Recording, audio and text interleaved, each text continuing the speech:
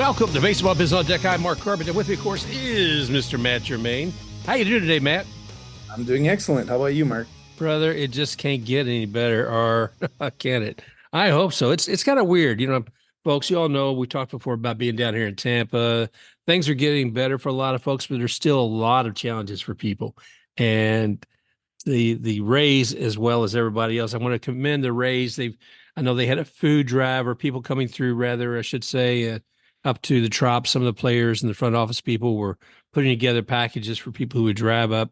And so there's a lot of good works being done here. There's still several crews out there for utilities and people cutting trees, and that's seeing less of it now, but you're starting to see more and more of that being set up on the side roads.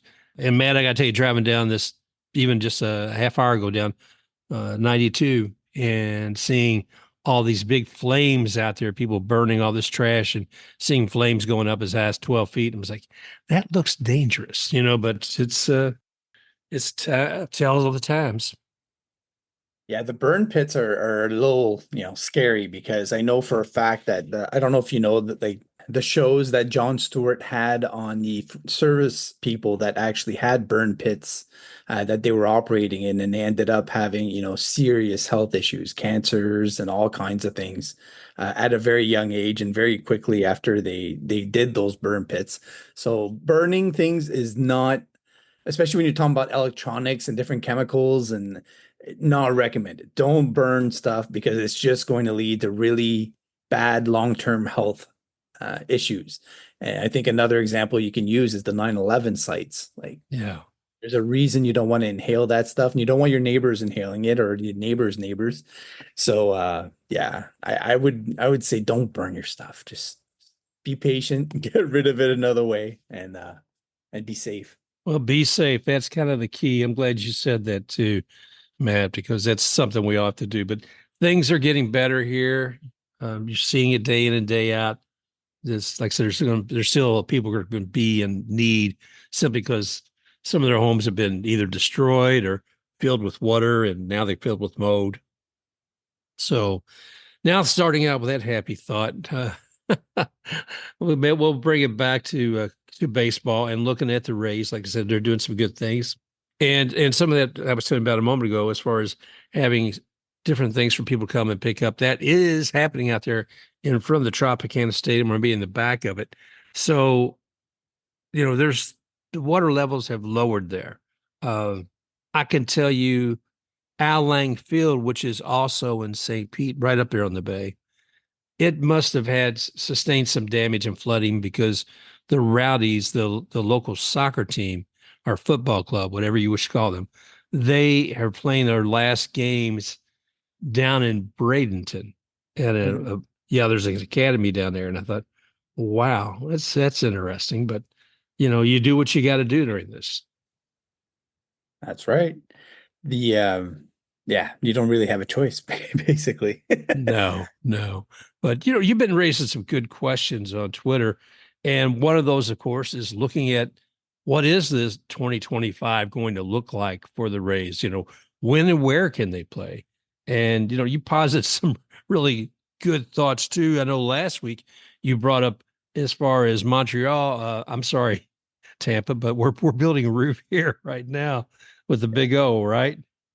Exactly. Like Montreal's positioning themselves for an expansion site, or for the move of another franchise at some point. For example, the White Sox, if they do get sold and the Montreal group were to buy them, maybe they can move them into Montreal as a viable option. I think that they would prefer to have a clean slate with an expansion team. And what they basically done in Quebec is the government covered the cost of replacing the roof. So now if you're Stephen Bronfman, considering, because the area around the Olympic Stadium is getting a huge revamp, and kind of a, there's so many people moving to Canada right now that the population's exploding. And so there's a lot of development potential in that area, sort of like what there is in St. Pete. So I think there's a revival there around the stadium area to say, okay, there's people injecting money in here. Governments are injecting a lot of money in there. So, and they have a subway station, and they're also expanding the subway line by $6.4 billion. So, getting more people to the stadium has suddenly become a lot easier, and getting them out of the stadium got a lot easier. So, put all that together, what it means is basically if the group was to revamp the inside of the stadium the same way the Blue Jays have done with their stadium, then all of a sudden that becomes a tolerable cost instead of having to pay, for the build of a $1 or $1.2 billion stadium. They can cut that in half, and then suddenly they can afford to bid for a franchise for a little bit more money. Well, that sounds like a solid plan for the future with them. And I Mhm. would like to see Montreal get a team up there, man. It's, Yeah. at the beginning of every Blue Jays televised game, the one thing they show is all the beauty of all of Canada, and they say Canada's baseball team, and they Yeah. are, Yeah. the national team. And I said, yeah, but you've got so many good folks up there and so much talent. And I think there's interest enough up there. I don't think everybody just tied into hockey and soccer. I think there's more to that, and we'll see There's what comes. Go. very deep baseball history. I think it's underrated how deep the baseball history goes in Montreal. Everything from Jackie Robinson all the way up to, some like probably the most Hall of Famers produced per season played by any franchise in Major League Baseball are the Montreal Expos when you look at the Hall of Famers that they've produced. So Larry Walker, Tim Raines, Dawson, Gary Carter, did I say Larry Walker? Vladdy Guerrero, Pedro Martinez, Randy Johnson, all Hall of Famers, all from Montreal. So when you look at their track record in terms of developing Hall of Famers, it's second to none. How many Hall of Famers are from the Rays? All And they've right, been all right, in Smarty existence, Vance. they've been in existence just as long as the Expos were. Pretty Yeah. much. Well, I mean, in Tampa Bay, we certainly have a few who've gone over, but not actually from the Rays themselves. I guess you could say Wade Boggs. He Hall of Famer, but not actually necessarily anything he did in Tampa. Right. But I think Evan might be the first one that has a viable case, and we'll see how that goes. I'm really curious to see if the whole what's his name, the guy from the Phillies that just got in. Oh my God, can't believe that's uh, well, Scott Rowland.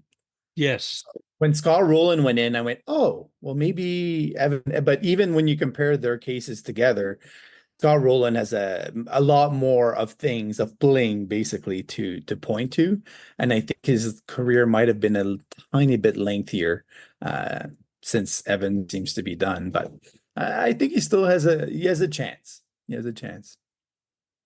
well, I'd like to see him, and there's no doubt about it. I mean, to me, like we talked before, he's one of the few people who could actually be considered a franchise player in the Yes. last decade with the Rays.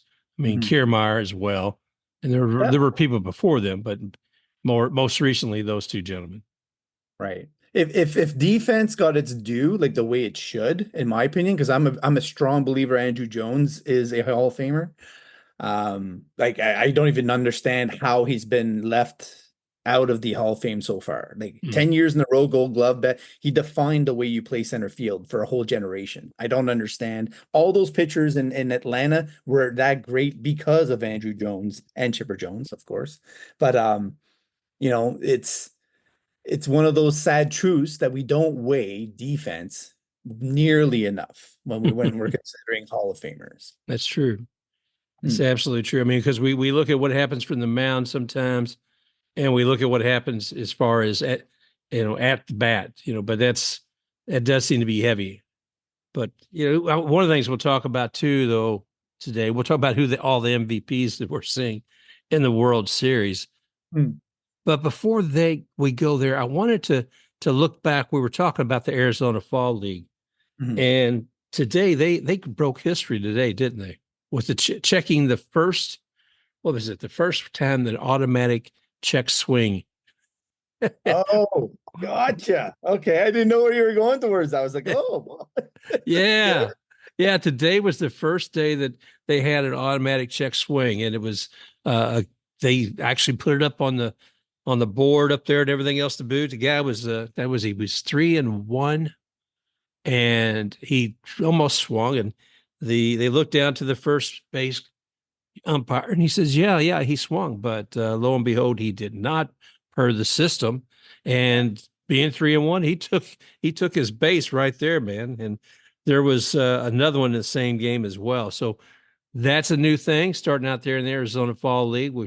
I don't know if I it'll like be. the graphic that they used for it and that they had it right away. Like, Yeah. boom, right there. This is what it looked like. This is what it is. There's no argument from anyone. Nobody comes off the bench, and says, hey, that's because it's, again, like I've said before, and I've done this, like talking to JJ Cooper and all the guys from Baseball America, and I have conversations with them a lot on X, and I'm like, you can't ask old men with degrading eyesight to call balls and strike as accurately as they probably could with a computer. It's just not physically feasible, and it's not fair, to be honest. And it's the same thing with the check swing. It happens so fast. You know about how fast those guys swing Oh the yeah. bat, pull them back. Like, come on, that's like a blur. That's like asking somebody to clock the flash, right?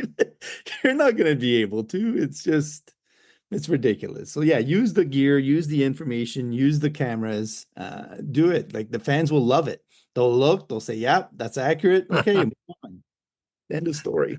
That's it, man. That's it, man. To tell you, it's been something to watch though, because it's been coming. There's so many things where I question whether we automate this and we automate that, but all in all, I've felt pretty good about it. And to me, this is one of the pieces I think that's really easy for an umpire to be wrong on. I mean, there's a lot of things that that are questionable, but to me, more times than not, between that and the balk. I don't know Yeah. if we ever have anything automated for a balk, but Just get rid of the rule. Honestly, I say increase the trickery. You want to step on, step off, do a two-step, and then throw the ball? By all means, do it. Get rid of the rule. The rule is the problem, to be honest, with the balk.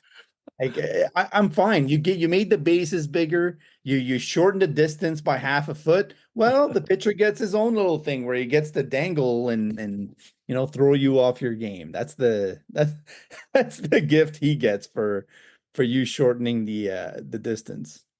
I'm with you, man, because I look at that and I'm like, I think we lost a little bit of the color. What seemed like when the balk has been enforced. I mean, the enforcement of it, I think, is a little bit more happening often.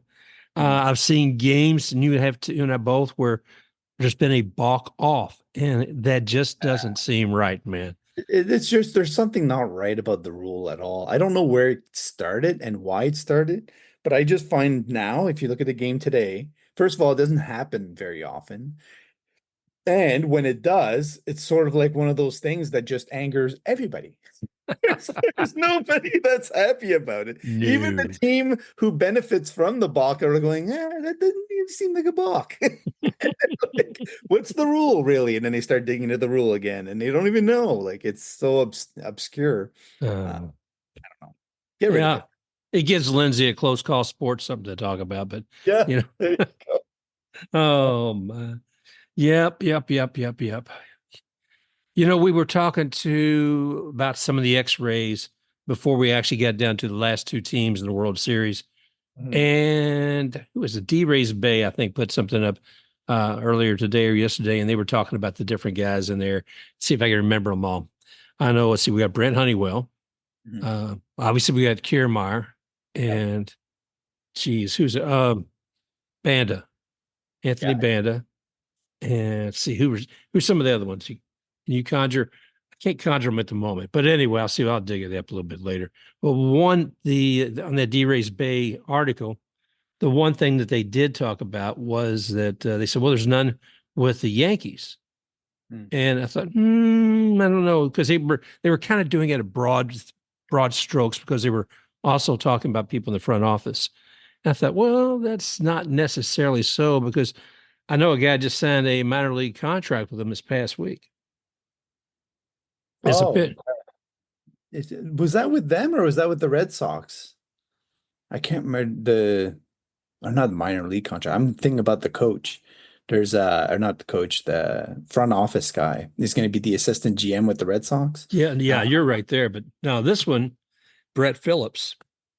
oh, right. He's going to pitch. Yeah. Completely forgot about that. Yeah. I don't think he's alone too. There's another X-rays in their system that at some point that they picked up either on the Rule 5 or waivers at some point. I could probably look it up right now and find it for you while we're talking. But yeah, the X-rays are fun. And then to me, what I love most about the Dodgers version of them is how, you know, as a Rays fan, you saw what Brent Honeywell went through, all the surgeries, all the ups and downs, the struggles to get back into the game. And he just persevered to the point where he was picked up by the best freaking franchise Yeah. in Yeah. baseball. And then he's on the roster for the World Series. It's just an incredible, incredible feat for a guy that had every obstacle put in front of him. And a lot of people had given up on him. So, and when you look at Kevin Kiermaier, it's the same damn story. Oh, yeah. You know, he was drafted in the third in a round that no longer exists. It's like way beyond what exists today. You know, you're in the 30s. We don't even have past 20 rounds of drafts right now. And he persevered, went to the Australian Baseball League, improved himself, did everything he absolutely could in order to get the playing time that he got, had a wicked career. Everybody quits on him, and he's with the Blue Jays, and they're like, you know what? We don't need you anymore. And boom, he's on the Dodgers. So, Anthony Banda. How many times did he get waived and moved around? How many Oh teams did he my. go to before he ended up with the Dodgers? Like, it's just incredible when you're talking about baseball, right? And the journey that a lot of these guys take and the faith that they have to have in themselves and the perseverance and grit and tenacity to keep at it, to keep doing the work, to keep believing in themselves. They're the story. That trio is just, it's awesome to see, Mark. It really is. Yeah, man. I look at the mat and I say, I see KK. There's going to be books written about him, I think, movies, and oh my gosh, he's done so much, and it's so much excitement out there in center field. But I really thought it was all over for him. I would never, ever, ever thought that he would be with the Dodgers in the World Series. And I'm thinking, man, that alone, Matt, is a reason for me to say I'm ready to see the Dodgers win. Okay, but I'd love to see KK with the ring, and at the last year of his career, that he's walking out with a ring. To me, that would be fantastic. I agree. Like I think all Rays fans, I think, would clap for him, even the ones that weren't really 100%, behind him all the time. They were frustrated by his bat sometimes, or they wished that he could do a little bit more hitting. They still respect him, and they know that he put everything that he had into the game. He showed up every day that he could, and was healthy to show up. So I think all of Tampa would clap very hard for him to get that ring, no doubt. And what's the title of his movie going to be? Is it Blue Eyes? Yeah, And then who plays Mr. Blue Eyes? Who oh, who who are we hiring to oh my play that gosh. part? Who would we get? My gosh, man. I don't know enough young actors these days because, geez, that's a good one, brother. Yeah. Would I have don't to know. live It would have to have somebody with really, really deep eyes. I don't know. It would be an interesting one. I mean, you could wear lenses no matter what, know who you choose, right? In terms of uh I have some ideas in terms of who it could be. But you know what? Like sometimes it's fun to dream on more baseball movies because they usually end up to be, pretty decent overall, and there's always room for one more. Um, but yeah, I think Jake Gyllenhaal would be the one guy that Hmm. I could see playing Kevin Kiermaier. If you look at a picture of him, both of those guys together, I think he could pull it off. Yeah, yeah, yeah. I don't think it would beat Matt Damon though, but He's getting a little bit older too. that's true, man. See, I told you, all I'm thinking these old guys. I got Matthew McConaughey running in my Yeah. head. I said, no, no, no, no, no. But yeah, let's see. I like how'd you say his name? I can never say it properly. Jake Gyllenhaal. Yank Gillen. Yeah. I like him.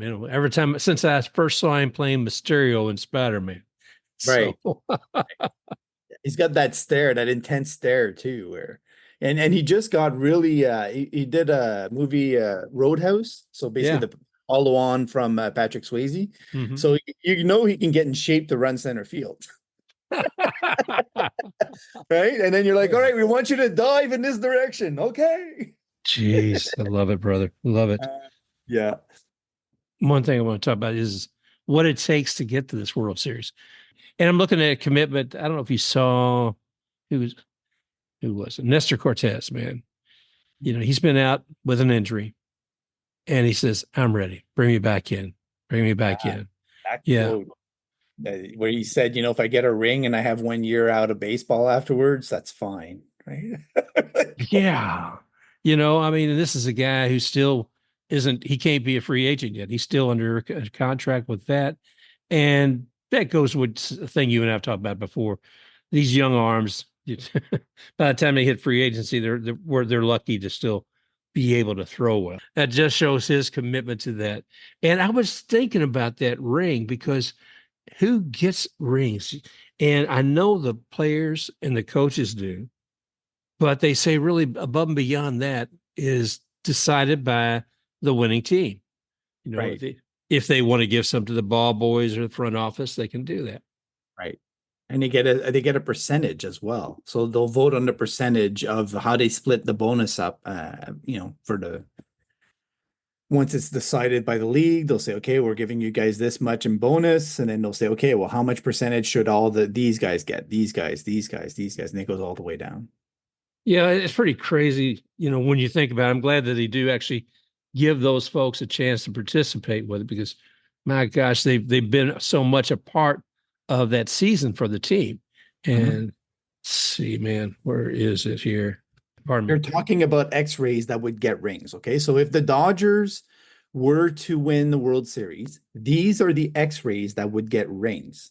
Tyler Glasnow, Anthony Banda, Ryan Yarbrough, Brent Honeywell. You would have JP Fireeisen. Wow. You would have who's the other guy? We just spoke about him. Brent Honeywell, obviously. Yeah, Uh, Banda. look at batting stats. I don't remember if the Dodgers have many X-rays on their roster in terms of hitters. Kevin Kiermaier, obviously. We Hmm. talked about him. Amed Rosario. Oh, wow. But although I will say he's only 12 plate appearances, so I'm not sure what he would get. That's the line, I don't know what minimum they give the guys when it comes to that. Like 12 at bat plate appearances is like, maybe you don't get a ring, but you get a bit of money, and that's it. I don't know.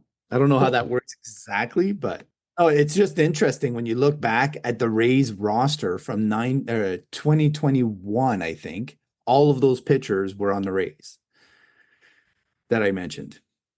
That's amazing when you think about it too. And it's you're talking about their participation.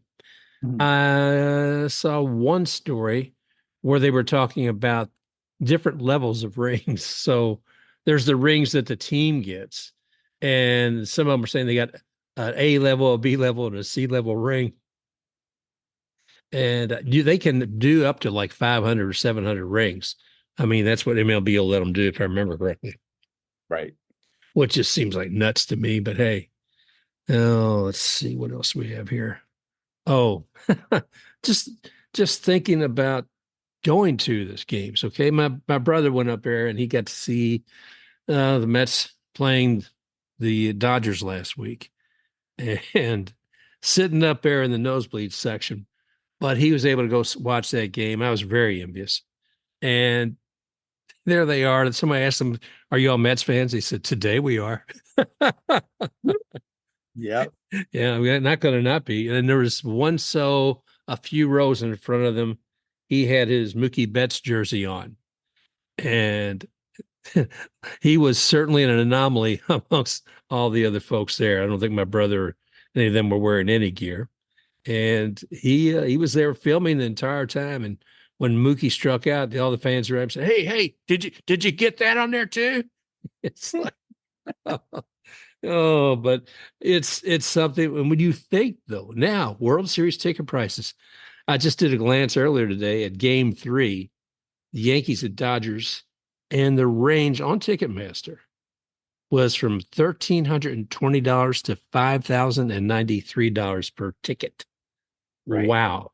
So Wow. here's what I'm going to say about that. So the Dodgers are in the World Series for the second time since 2020, right? Right. Yes. So how much money do you think they've spent since 2020? So after 2020 to get back to the World Series? Well, we all know it's a buttload because they got Otani there for one. I mean, Right, but I'm not even looking forward. I'm not looking at what they're going to end up paying them in the end. I'm saying what have they actually spent between 2021 to 2024? Like really paid out in contracts over those years. cumulatively, I'm probably over $1 billion. That's for sure. 1.2 billion Mm, to mm. get back to the World Series, right? Wow. That would take the Rays at least 12 years to pay, Yeah. right? So the ticket prices are what they are because the teams getting in there need to pay those bills Oh, yeah. in the end. It's ridiculous.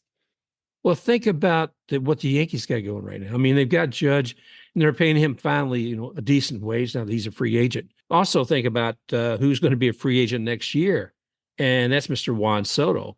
Man, he's making a difference for them. They wouldn't be there without him right now. Who? I've never heard Yeah, of them. Who is they yeah, have some interesting calls to make too. Like Anthony Rizzo, I think we all see the writing on the wall that he's probably not going to be back. You mentioned Nestor Cortez. He's going to be a free agent next the after next year. They're yeah. projecting that he'll make 7.5 million, assuming that his arm doesn't fall off during the World Series. But Rizzo, I think, is supposed to make, I think it might be an option that he has next year, and they're probably going to decline that. And that's going to cost them 6 million. They have Trent Grisham, who's on this last year, next year. They have to make a call on Lou Trevino. I think there's maybe Clark Schmidt. But they have some room to bring up young guys that they have. I think that they already have plans for. And so there's no doubt in my mind they'll make a strong offer for Juan Soto. The question is just, is there anybody out there hungrier for Juan Soto than the Yankees? Like how long have the Giants been on the sidelines, not able to pull the trigger? They finally changed their GM. Is this the year that they actually dole out the biggest amount for Juan Soto? Like that would make just too much sense to me because he is somebody you build your franchise around. Now, how long does Juan Soto want to play second fiddle to Aaron Judge? It's always going to be Aaron Judge's team, regardless of how he perceives himself. It's always going to be, all rise, here comes the Judge.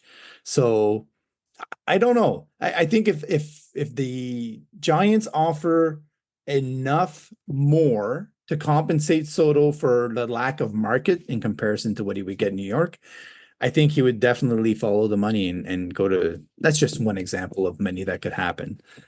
You have a lot of crazy things coming up. Like, yeah, what are the Angels going to do? There's a whole bunch of money out there able to be had despite all the TV deals by desperate teams that really want that franchise player. So I don't think it's going to be that easy. And also, this is my thought, right? This is why I think Alonso to the Rays has legs because if you're the Mets, what's stopping you from bringing Juan Soto in? Yeah. Why would you spend 25 million a year on Alonso if you can bring in Juan Soto? There's no comparison between the two. Like, yes, Alonso is a great power hitter, but he's not Juan Soto. you know, No, so but if I'm going to spend 40, 50 million a year, then I might as well get that and plug in the rest afterwards. And I'm taking him away from the Yankees, which is just a yes, yes. matter, right?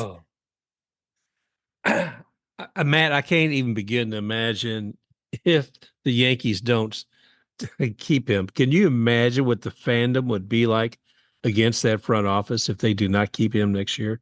I Good think gravy. it would be even worse because some of the guys that they let go to get Soto are having a lot of success. And Yeah. that's, Michael King and those guys, they're just looking really good. But I think Yankees fans, now that they've gotten to the World Series, would say, yeah, we got to the World Series. It was worth it. So, it's all right. I think that actually increases the chances he goes elsewhere because they did get to the World Series with him. Yeah, I was wondering when Judge was coming up. I mean, it seemed pretty certain he was going to stay with the Yankees, but the year he was having, man, you figure this last year, when he would be out of arbitration just before he'd be a free agent, he just shined and shined and shined. And if you look at Judge right now, though, he's experiencing a little bit of challenge in postseason here. Let's see. Looking at comparison 2024 postseason stats. If you look at his average, batting average is 161, and they do a comparison with Ohtani, which is 286. At this point, when they did it, Judge had 2 home runs, Ohtani had 3, Judge had 6 RBIs, Ohtani had 10, and OPS 704 on Judge, and that but 934 on Ohtani. Right. Whoa, whoa. I think the thing with the Yankees remains the fact that the roster, the lineup as a whole, is still suspect in certain areas, which increases the opportunity for pitchers to pitch around, Yeah. some of the guys, and also small samples will get you. I mean, Aaron Judge could go 3 for 4 tomorrow, and still, or sorry, Friday, and still end up looking great overall. I will say that the team that was second, in the chase for Aaron Judge, and they thought they had him locked up, were the Giants. Yeah. And that's why I think with Soto, they're going to say, not this time. Man, I don't know. I hope you're right. I mean, it'll be really interesting to see. I'm almost more interested than what I'm actually going to see as far as the World Series winnings. But I like you were earlier talking about earlier too. So many of the Rays that are still in the Dodgers system that I want to see the Dodgers win for that alone. And another thing from MLB I was looking at too today was the MVPs. Let's see. Okay, Ohtani, Betts, Freeman, Judge, Stanton. I mean, bam! You got 5 MVPs from the past that are there. And it's just going to be an exciting series, I believe. I think both teams have got a good chance. Glancing at the Athletic this morning, and I think you could almost evenly divide who is with the Dodgers and who is with the Yankees. Some of their specialists trying to pick what's what, but a couple of them, I think probably 3 or 4 of the 9 said coin toss. They picked a team, but they were saying coin toss, and it'd be interesting to see how many games we go this World Series. I have a hard time getting into this World Series. I'll be really blunt and honest. I see it as the World Series that proves you can buy a World Series appearance. Yeah, And because of that, I have a lack, like Shania Twain. Do you know Shania Twain? yeah, I'm old enough. Yeah. She has a song that says, that don't impress me much. Yeah, So if you spend $350 million and you make the World Series, that don't impress me much. You're supposed to. You spent freaking $350 million. You better get to the World Series. That don't impress me much. I can't get into it because of that. I do like some of the players. I do like Freddie Freeman as a player and as a person. I think he's a good guy. Same thing with Shohei Ohtani. Same thing with a lot of the other players. I respect a lot of the players. It's not on them. It's on the system that allows for this to happen, which I really don't agree with. So I'll give you another example. The New York Rangers make the Stanley Cup playoffs and they make it to the finals. I respect that because I know they played within a system that keeps them within a range, right, of salaries that is compared to everybody else in the league, which makes it a fair system when it comes to competition. And I don't believe Major League Baseball is there anymore. I think we're now looking at a league that's going to keep pushing that as well because they're seeing the ratings benefit and they couldn't care less about anything else. They don't care about you in Milwaukee. They don't care about you in Tampa. They don't care about you in anywhere else. If they can get the large markets in there all the time, they are ecstatic because that's how what gets them paid. And to me, if you're looking at a league that's built on that premise, I just can't get into it. I can't, like, I don't know how long I'm going to last, Mark. This is essentially what I'm saying. If this Oh, continues to happen over and over again, and we keep seeing large markets in there because they're outspending everybody else, I don't want to watch that. I don't watch Formula One for that reason. And I respect NASCAR for that reason, because they do have that sort of, gateway that you need to have in order to be competitive and yada yada yada. Um, I don't want to pour water on the World Series, because I do think there's a lot of good stories. Like you were saying, the MVPs are a great story.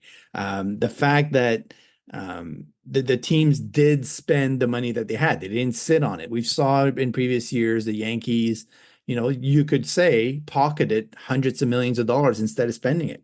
right. And you were called out for it. So yes, I get that angle of it as well. Why are they sitting on it? Is it better that they take it home? No, of course not. What I'm saying is that the system needs to be either complicated enough to allow small market teams to compete, while everybody's getting paid, which is what we had when they had the shifts and everything else, or you have to put in caps and things in place and floors so that everybody is somewhat within a decent range. Even if we want to call it 100 million, like that would be a better place than where we are right now. It's insane the gap that there is right now.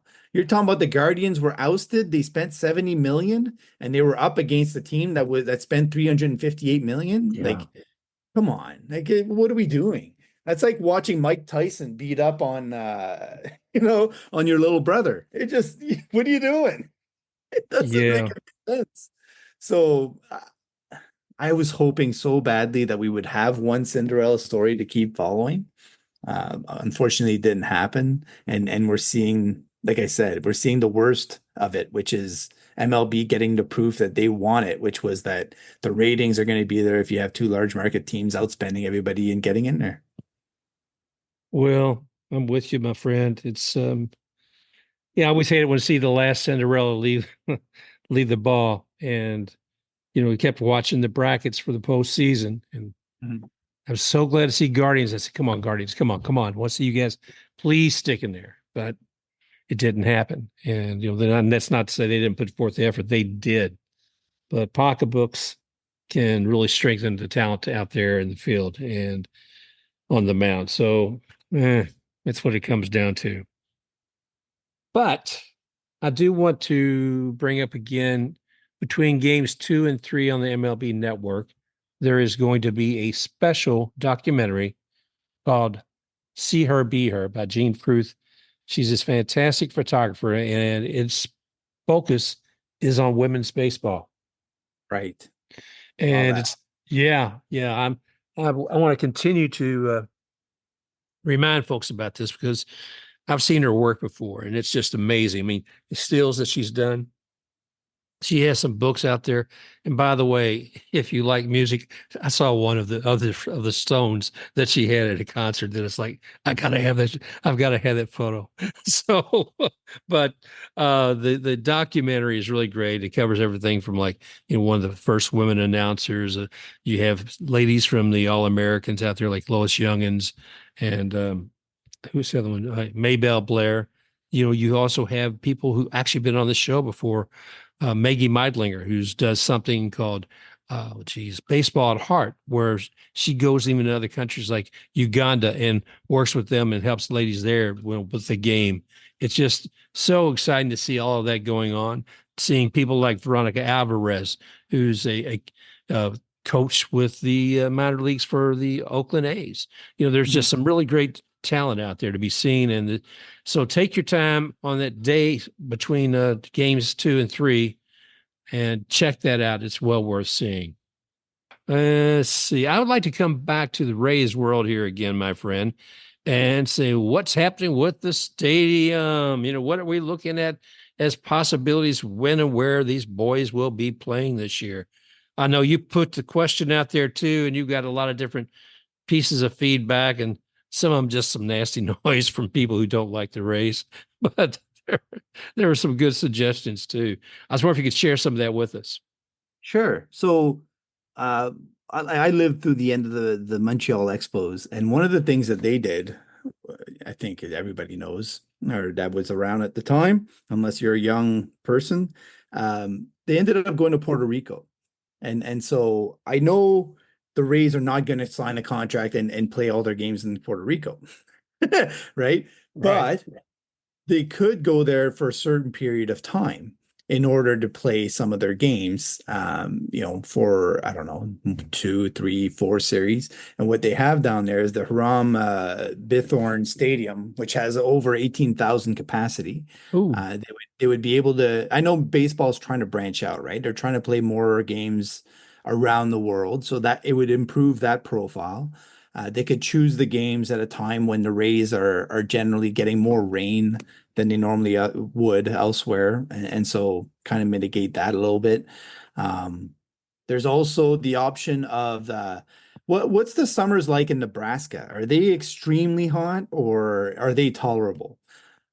Because again, you have in Omaha, you have the Charles Schwab Field that they use for the Big East, and they're able to actually fit 24,000 people in there.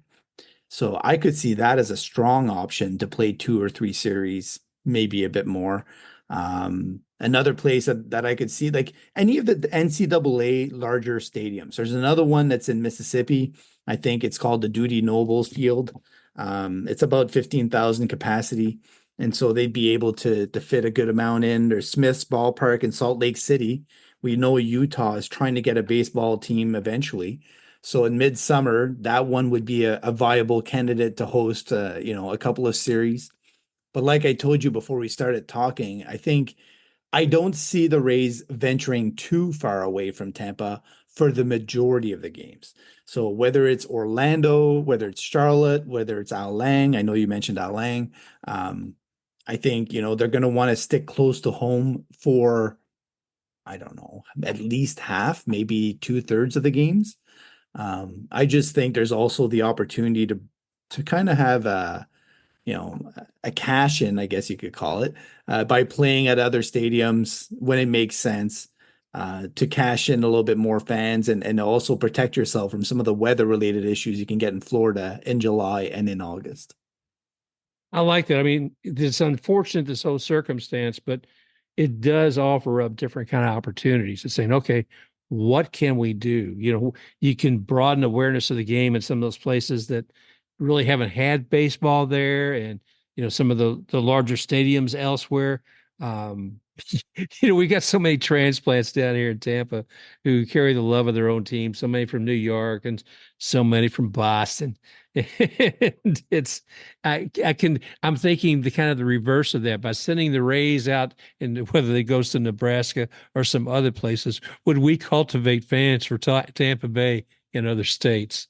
You never know. No. Yeah, could happen. Yeah. It doesn't take much for a kid. Like think about it. If you're a kid growing up in Nebraska, you're not getting a baseball team, like more than likely. So the only one that your dad takes you to your first professional game, and it happens to be the Rays against somebody else. Who knows? Maybe you adopt them as your team and you say, you know what, I'm going to follow them from now on. And the world of technology being what it is today, you're not going to be blacked out in Nebraska for all the Rays games. So you're actually at a benefit viewing wise. Oh, I'm looking here at the Nebraska Traveler, and it says average summer temperatures range from the low 60s to the high 80s. There you go. Yeah, it sounds nice. Off the bend a little bit here, but I saw MLB today, and there was a post where they were talking to young little kids, probably about 4 or 5 years old, about baseball, and they said, "Which team do you want to? What do you want to go to?" And it was, I don't know where they were, but it was a warmer state. And the kid said, "Well, I want to be up with the Blue Jays." He said, "Really?" He said, "Do you know how cold it is up there?" And he looked a little, well, maybe not. And he said, "Would you take your parents with you if you went up there?" He says, "Yeah, yeah." There you go.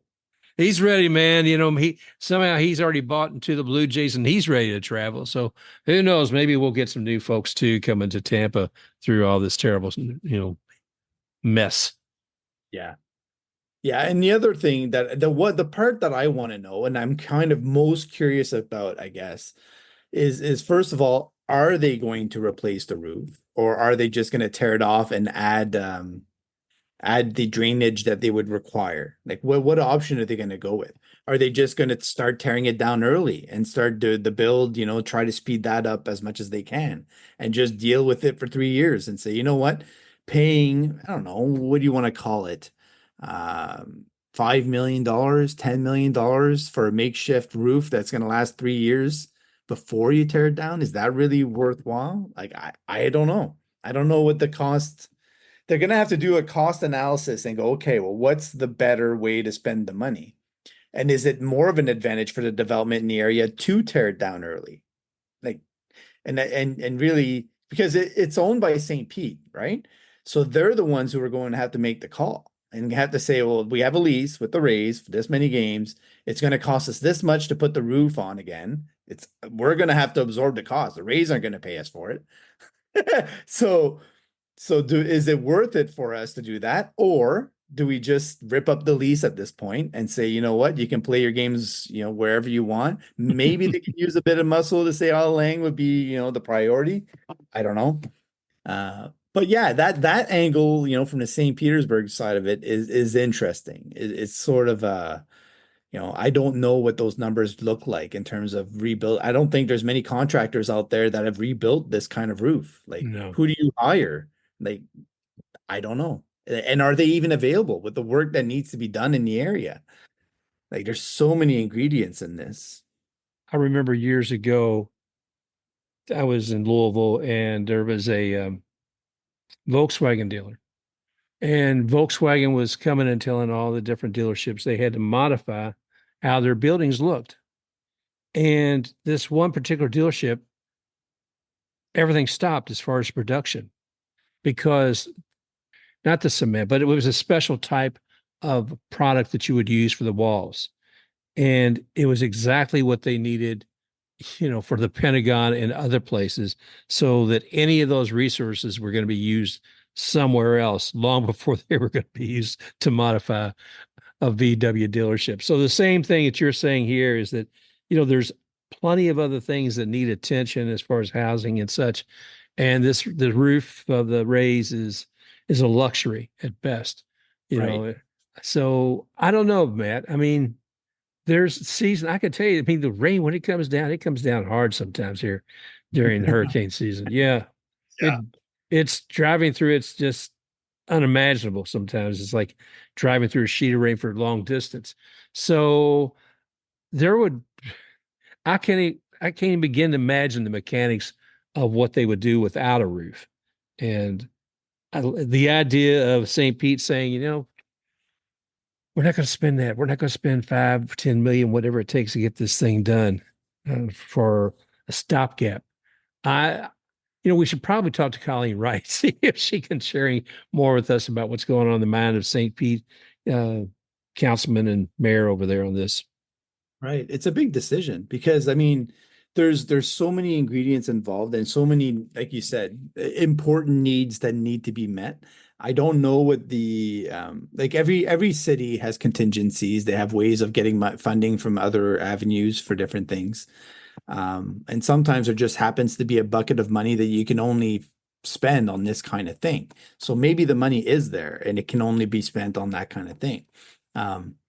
But my feeling is that if they were able to transfer that money over and announce that to another, cause that is a bit more humanitarian centric, it would probably be well received by people in the area who definitely need the assistance. And I'm just thinking out loud, like 3 years, like right, 2025, 26, 27 is not a crazy amount of time to suffer through.